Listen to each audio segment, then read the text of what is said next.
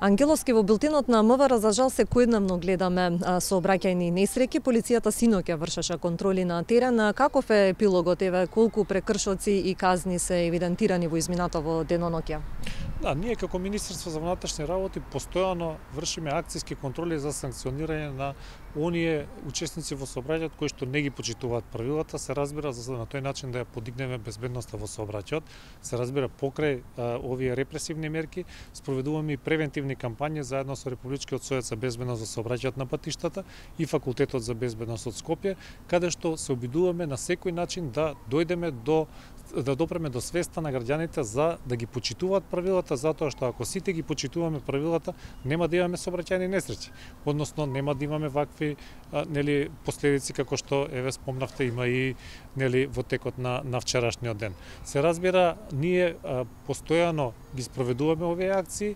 Во текот на изминатиот ден имаме 131 санкција на територија на Скопје, а спроведувавме и акција за санкционирање на возачи кои што возат под дејство на алкохол.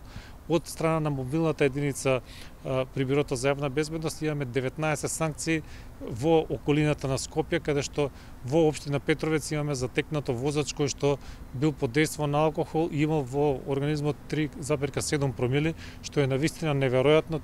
Тој човек едноставно не може да оди, а не да вози, односно да управува моторно возило. Ја користам и оваа прилика да апелирам до граѓаните, доколку консумирате алкохол, никако не седнувате зад воланот, затоа што така го загрозувате и својот живот, но и животот на сите други останати учесници во сообраќајот. Знаете што, не е само санкцијата, не е работата дали ќе биде платена казна на полицијата. Работата е да работиме свесно, да размислуваме за да си ја заштитиме својата безбедност. Разбирате, затоа што например постојано ние имаме и превентивни акции, но и репресивни каде што се пишуваат казни, односно санкции за оние што ги прекршуваат правилата. Но поентата е да сите придонесеме за да немаме жртви на сообраќајниците. Какви најчесто прекршоци евидентира полицијата? Најчест прекршок и прекршок кој што за жал е најчеста причина за тешки сообраќајни несреќи е брзото возење. Токму поради тоа ние сме насочени кон најмногу кон санкционирање на ваквиот прекршок. Годишно можам да кажам дека имаме над 250.000 санкции за сообраќајни прекршоци, од кои што скоро половина се точно за брзо возење, затоа што и нашите анализи, и анализите на другите полиции покажуваат дека брзото возење е едноставно најчеста причина за тешки сообраќајни несреќи. Рековте над 200.000 санкции годишно, меѓутоа дали и колку ваквите санкции даваат резултати и ја зголемуваат безбедноста во сообраќајот? Да, значи она што го гледаме од анализите е дека изминатите неколку години нивото на жртви на сообраќајниците е околу 120 годишно, што се разбира многу подобро отколку пред 10 години кога сме били и до некаде до 200 годишно. Но се разбира една жртва е многу, а не 120 колку што имаме ние на нашите сообраќајници, и затоа мораме сите да придонесеме, затоа што не е само полицијата безбедноста, сите ние сме безбедноста. Кога јас како единка ќе решам дека ќе ги почитувам сообраќајните правила и на тој начин ќе придонесам за безбедноста, фактички ќе имаме безбеден сообраќај. Која е старосната граница на возачи кои што најчесто прават прекршоци и има ли воопшто таква или можеби нема правило? Сите старосни граници без оглед на возраста имаме прекршоци, за жал имаме и прекршоци од малолетници кои што ги земаат возилата или некој им дава возила.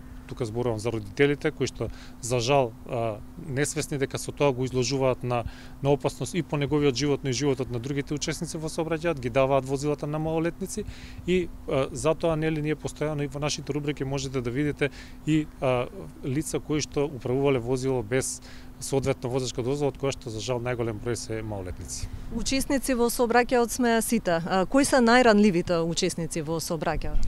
Видете, значи општо сите велиме дека најранливи учесници во сообраќајот се пешаците, но мора да внимаваме и на тоа дека и пешаците мора да ги почитуваат правилата. Да, сообраќајните правила ги штитат пешаците, но имаат и обврски пешаците. Днес апсолутно не смееме да поминуваме кога на семафорот свети црвено, не смееме каде ќе ни текне да ја поминуваме улицата, затоа постојат обележани пешачки премини и затоа и кога сме како пешаци, а скоро сите фактички сме пешаци во еден момент кога учествуваме во сообраќајот, нели мораме да ги почитуваме и тие сообраќајни правила за да се заштитиме пред себе си, за да немаме нели последици од учеството во сообраќајот. Имате ли статистика колку сообраќајни несреќи завршуваат со жртви на годишно ниво и каков е, да речеме, трендот во последниве години, се намалува или се зголемува? Последниве неколку години отприлика околу 120 е бројката на жртви од сообраќајни несреќи и имаме намалување на бројката за разлика од, како што кажав, од пред десетина години кога имавме бројки и до 200, но пак ќе повторам, значи и оваа бројка е голема и мораме сите заеднички да работиме за да ја намалиме. И за крајеве, кој би бил апелот до учесниците во сообраќајот и дали МВР ќе продолжи со контроли на терен? Да ги почитуваме сите сообраќајните правила и прописи, затоа што ако ги почитуваме прописите, нема да имаме сообраќајни несреќи. Се разбира, ние како Министерство за внатрешни работи продолжуваме и со превентивните кампањи за да ја подигаме свеста, но за оние граѓани до кои што не стига пораката превентивна, тогаш мора да настапиме и со репресивни мерки, односно со санкционирање, затоа што на тој начин фактички го заштитуваме и граѓанинот кој што е санкциониран, но и сите други учесници во сообраќајот.